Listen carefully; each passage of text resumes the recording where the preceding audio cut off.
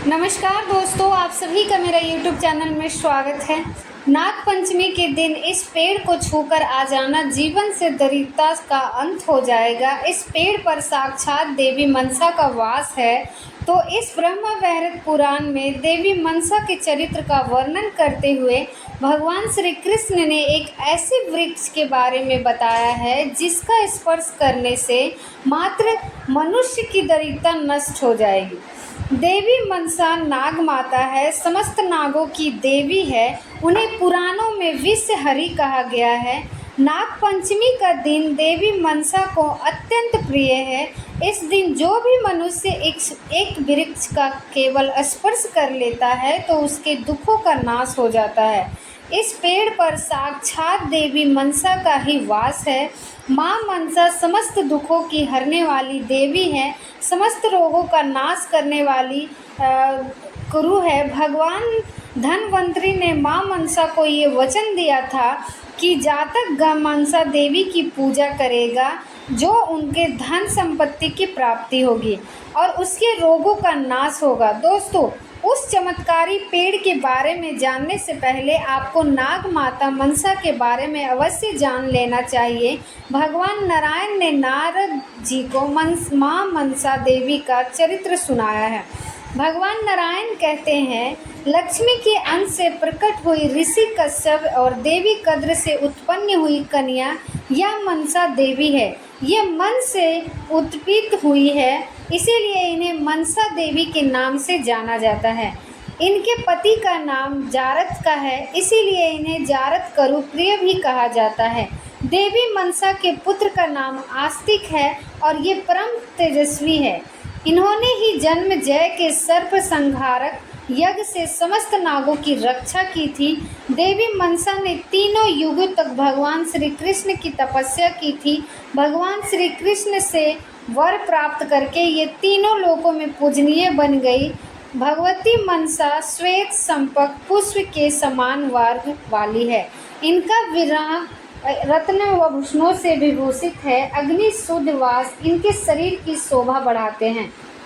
इन्होंने सांपों का यज्ञ पवित्र धारण किया है। यह देवी सिद्धि पुरुषों की आदि सृष्टि देवी है। बचपन से ही देवी मनसा भगवान शिव के पास निवास करने के लिए कैलाश पर चली गई और शिव पार्वती ने उन्हें अपनी पुत्री मानकर उनका पालन पोषण किया था।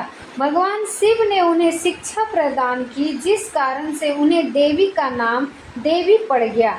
यह देवी भगवान विष्णु के अन्य उपासिकों देवी मनसा को नागेश्वरी नाग भगनी भी कहा जाता है, क्योंकि इन्होंने ही अपने पुत्र आस्तिक को नागों की रक्षा के लिए भेजा था।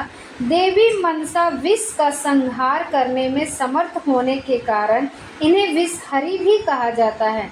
भगवान शिव से योग्य सिद्धि प्राप्त करने के कारण इनका नाम सिद्ध योगिनी भी पड़ा था।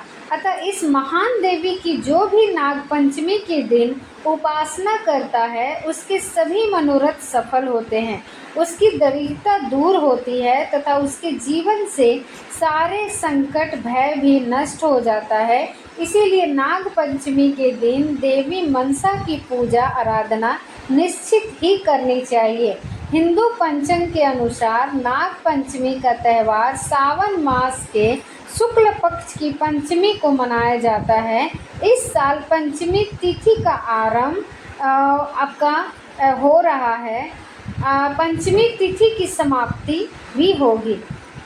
नाग पंचमी की पूजा का शुभ मुहूर्त सुबह 5:53 से लेकर 8:30 तक रहेगा। दोस्तों, नाग पंचमी का 8 देव माने गए हैं। इस दिन में अत्यंत वासुकी पक्ष, महापक्ष, तक्षक, कुली, कर्कट और सख्य नामक अष्टनागों की उपासना की जाती है। नाग पंचमी से एक दिन पहले चतुर्थी के दिन एक बार भोजन करें तथा पांचवी के दिन उपवास करके शाम को भोजन करना चाहिए। पूजा करने के लिए नाग का चित्र या मिट्टी का सर्प मूर्ति को लकड़ी की चौकी के ऊपर स्थान दिया जाता है। फिर हल्दी, रोड़ी, चावल और फूल चढ़ाकर नाग देवता की पूजा की जाती है। उसके बाद कच्चा दूध, घी, चीनी मिलाकर लकड़ी के पट्टे पर बैठे सर्प देवता को अर्पित किया जाता है। पूजन करने के बाद सर्प देवता की आरती उतारी जाती है। सुविधा की दृष्टि से किसी सपेरे को कुछ दक्षिणा देकर ये दूध सर्प को पिला सकते हैं। पंचमी के दिन द्वार के दोनों ओर गोबर से नागों की आकृति बनानी चाहिए। पंचमी को कुष्ठ नाग बनाकर गंध पुष्प आदि से उनका पूजन करें। दूध घी गजल से स्नान कराएं। दूध में पके हुए गेहूं और विविध नैवेद्य का भोग लगाएं। इस पंचमी को नाग की पूजा करने से वासु की आदि नाग संतुष्ट होते हैं और वह पुरुष नागलोक में जाकर बहुत काल तक सुख का भोग करता है। इस प्रकार नियम अनुसार जो पंचमी के नागों का पूजन करता है वह शारीरिक और मानसिक कष्टों से मुक्त होता है। उन्हें धन्य की प्राप्ति होती है और मृत्यु के पश्चात वह श्रेष्ठ विमान में बैठकर नागलोक को जाता है। पंचमी तिथि को नागों का पूजन करें। इस मंत्र का उच्चारण करना ना चाहिए। ओम कुरु कुल्य पट स्वाहा। इस मंत्र के उच्चारण से जीवन से सांपों का भय समाप्त होता है। जिस स्थान पर यह मंत्र बोला जाता है उस स्थान पर नाग कभी नहीं आते और कभी कष्ट नहीं हो देते। ऐसा वचन समस्त नागों ने दिया है। पंचमी के दिन नागों की पूजा के साथ ही देवी मनसा की भी पूजा करनी चाहिए। देवी मनसा की मिट्टी की प्रतिमा अथवा उनकी तस्वीर के सामने उनकी पूजा करनी चाहिए। इसके अलावा नाग पंचमी के दिन देवी मनसा इस मंत्र का उच्चारण भी करना चाहिए। ओम ह्रीं क्लीं कली मनसा देवी स्वाहा। जिसे इस मंत्र की सिद्धि प्राप्त हो गई है वो धरातल पर सिद्ध है। उसके लिए विष भी अमृत के समान हो जाता है। आइए अब जान लेते हैं कि वह कौन सा पेड़ है जिसका स्पर्श करने से मात्र देवी मनसा प्रसन्न हो जाती है। ब्रह्मा वैवर्त पुराण में भगवान विष्णु ने मनसा देवी के चरित्र का वर्णन करते समय देवी मनसा को प्रसन्न करने का उपाय बताएं। देवी मनसा को गुड़ा का पेड़ अत्यंत प्रिय है। सावन शुक्ल पंचमी के दिन इस वृक्ष पर देवी मनसा का आवाहन करने से देवी मनसा जल्दी प्रसन्न होती है।